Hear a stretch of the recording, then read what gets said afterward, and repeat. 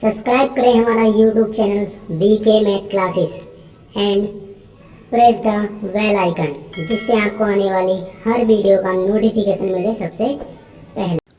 Hello student, स्वागत है आपका मेरे YouTube channel VK math classes में। इस वीडियो के अंदर मैं आपको बताऊंगा कक्षा 12 के अर्थशास्त्र विषय के मॉडल पेपर के बारे में। इससे पहले मैं एक वीडियो और बना चुका हूं। अगर आप उस वीडियो को देखना चाहते हैं तो वो वीडियो आपको मिल जाएगी मेरे चैनल की प्लेलिस्ट में, या आप उस वीडियो को डिस्क्रिप्शन बॉक्स में जाकर भी देख सकते हैं।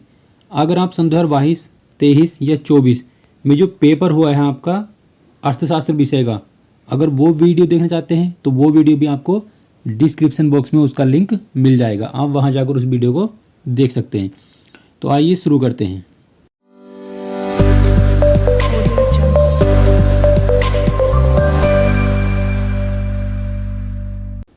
तो यहाँ पर आप देख सकते हैं, यहाँ लिखा हुआ है कुछ सामान्य निर्देश हैं, और इस पेपर को करने के लिए आपको जो समय मिलता है वो 3 घंटे 15 मिनट का समय मिलता है। और इसका जो पूर्णांक होता है वो आपका 100 नंबर का ये पेपर होता है। तो सामान्य निर्देश के अंदर आपको दे रखा है कि प्रारंभ के आपके जो 15 मिनट है वो परीक्षार्थी को प्रश्न पत्र पढ़ने के लिए दे रखे हैं। फिर क्या रखा आपको सभी प्रश्न अनिवार्य रूप से करने हैं। पॉइंट नंबर आपका 3 दे रखा है कि 1 से लगा के 10 तक जो प्रश्न संख्या है उसमें आपको बहुविकल्पीय प्रश्न दे रखे हैं, और बहुविकल्पीय प्रश्नों का आंसर आपको अपनी उत्तर पुस्तिका में लिखना है। इसमें आपको अलग से कोई OMR शीट नहीं दी जाएगी, क्योंकि OMR शीट केवल हाई स्कूल में दी जाती है। उसके बाद आपको क्या रखा है कि 11 से 18 तक आपको अति लघु उत्तरीय प्रश्न है, जिनका आपको आंसर देना है 50 शब्दों में।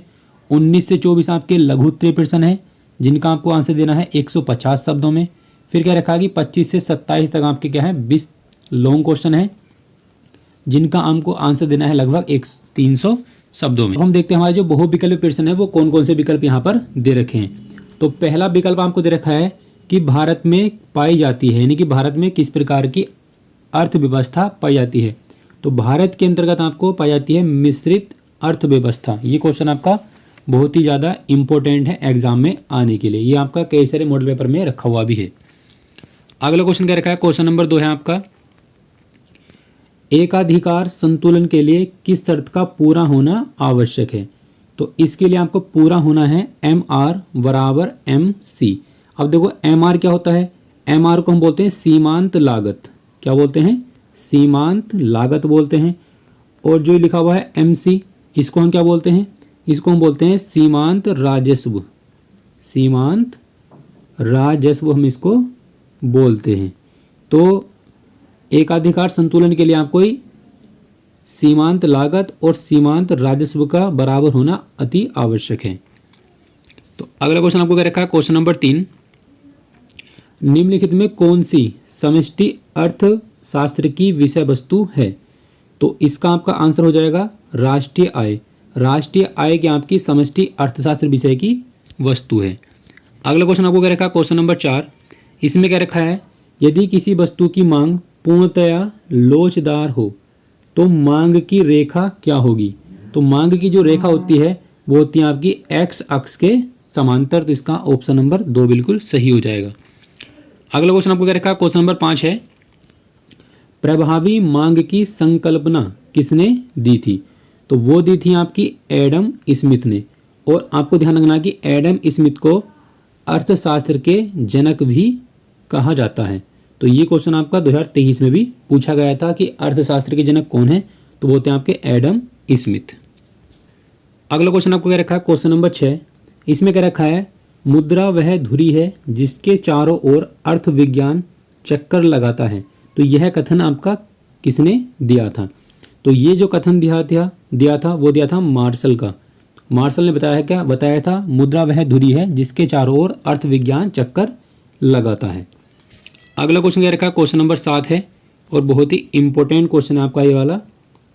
इसमें क्या रखा है, सकल घरेलू उत्पाद यानी कि जो GDP होती है वो किस चीज़ पर आपकी निर्भर करती है। तो वो निर्भर करती है आपकी किसी देश की सीमा के अंतर्गत उत्पादित वस्तुओं व सेवाओं का कुल मूल्य आपका कितना है। तो उसे हम बोलते हैं GDP। अगला क्वेश्चन आपको क्या रखा है, क्वेश्चन नंबर है आपका 8। इसमें क्या रखा है, समष्टि अर्थशास्त्र के अभ्युदय का श्रेय किसको जाता है। तो ये जो श्रेय जाता है वो जाता है आपका जॉन मेनार्ड किन्स को। तो इनका जो पूरा नाम है वो है आपका जॉन मेनार्ड किन्स को इसका श्रेय जाता है। अगला क्वेश्चन आपका, ये क्वेश्चन कई बार एग्जाम में पूछा गया है। इसमें क्या रखा कि विश्वव्यापी मंदी किस वर्ष प्रारंभ हुई थी। देखो प्रारंभ बुझ रखा है, तो प्रारंभ जो हुई थी वो हुई थी आपकी 1929 में। तो इसका ऑप्शन नंबर आपका 1 बिल्कुल सही हो जाएगा। अगला क्वेश्चन क्या रखा है, क्वेश्चन नंबर 10 आपको न्यूमेरिकल दे रखा है। इसमें क्या रखा है आपको C बराबर एक समीकरण दे रखी है। तो इस समीकरण में स्वायत्त उपयोग कितना है। तो इसका जो आंसर हो जाएगा आपका वो हो जाएगा आपका 100। और ये आपका बहुत ही ज़्यादा इंपॉर्टेंट क्वेश्चन है। अब आते हैं आपके अति लघुत्तरीय प्रश्न। तो अति लघुत्तरीय प्रश्न आपको कौन कौन से दे रखे हैं। तो पहला क्वेश्चन इसमें दे रखा है आपको कि क्वेश्चन नंबर 11, अर्थव्यवस्था की प्रमुख केंद्रीय समस्या क्या है। ये क्वेश्चन आपका एग्जाम में आने के लिए बहुत ही इंपॉर्टेंट है। अगला क्वेश्चन आपको क्या रखा है, पूर्ति वक्र पर संचालन से क्या अभिप्राय है। अगला क्या रखा है क्वेश्चन नंबर 13, पूर्ति तथा स्टॉक में क्या अंतर होता है, ये हमें बताना है। क्वेश्चन नंबर आपको 14 दे रखा है, किसी फर्म के आगम से क्या अभिप्राय है। क्वेश्चन नंबर 15 क्या रखा है, सार्वजनिक वस्तु क्या है। और ये सभी आपको जो क्वेश्चन है वो 3-3 नंबर के यहाँ पर दे रखे हैं। अब आपको नेक्स्ट क्वेश्चन दे रखा है, क्वेश्चन नंबर है आपका 16। इस क्वेश्चन नंबर 16 में क्या रखा है,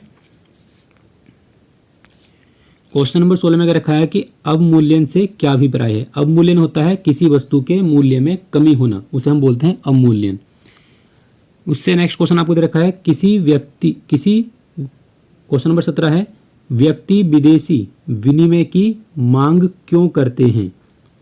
क्वेश्चन नंबर आपका 18 है, मांग की कीमत लोच क्या होती है। देखो कीमत लोच वाला जो क्वेश्चन आपका वो हर बार एग्जाम में पूछा जा रहा है। ये 2023, 24, 22 के एग्जाम में भी क्वेश्चन पूछा गया था।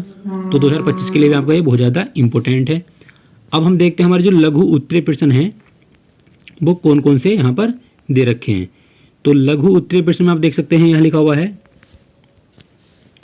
पहला क्वेश्चन है 1900 नंबर पे, सीमांत एवं प्रत्यास्थापन दर से आप क्या समझते हैं, यह घटती हुई क्यों प्रतीत होती है। ये क्वेश्चन आपका क्या है, 6 नंबर का क्वेश्चन एग्जाम में आएगा। क्वेश्चन नंबर आपको 20 दे रखा है कि पूंजीवादी अर्थव्यवस्था की मुख्य विशेषताएं क्या हैं। और ये क्वेश्चन आपका क्या है, 6 नंबर का है। क्वेश्चन नंबर आपका 21 दे रखा है, पूर्ण प्रतिस्पर्धा क्या है। पूर्ण प्रतिस्पर्धा में कीमत का निर्धारण कैसे होता है। ये भी क्वेश्चन आपका क्या है, 6 नंबर का है। अब हम देखते हैं नेक्स्ट क्वेश्चन। क्वेश्चन नंबर आपको 22 दे रखा है, व्यावसायिक बैंकों के मुख्य कार्य को हमें क्या करना है, संक्षेप में लिखना है कि जो कार्य बैंक होते हैं उनके जो कार्य हैं वो क्या क्या होते हैं। क्वेश्चन नंबर आपको 23 दे रखा है, सीमांत बचत प्रवृत्ति का हमें क्या करना है, अर्थ लिखना है। और अगला क्वेश्चन आपको दे रखा है क्वेश्चन नंबर 24, इसमें क्या रखा है, राजस्व घाटा और राजकोषीय घाटा में क्या संबंध होता है, ये हमें बताना है। तो ये सभी आपके क्वेश्चन जो थे वो लघु उत्तरीय प्रश्न थे और लघु उत्तरीय प्रश्न आपको 6-6 नंबर के एग्जाम में पूछे जाएंगे। अब आते हैं आपके लॉन्ग क्वेश्चन। तो लॉन्ग क्वेश्चन आपके देख सकते हैं यहाँ पर लिखा हुआ 10 नंबर, ये 10-10 नंबर के लॉन्ग क्वेश्चन आपके एग्जाम में पूछे जाएंगे। तो पहला आपका जो लॉन्ग क्वेश्चन है, क्वेश्चन नंबर आपका जो 25 है, इसमें क्या रखा है, साख सृजन प्रक्रिया क्या होती है।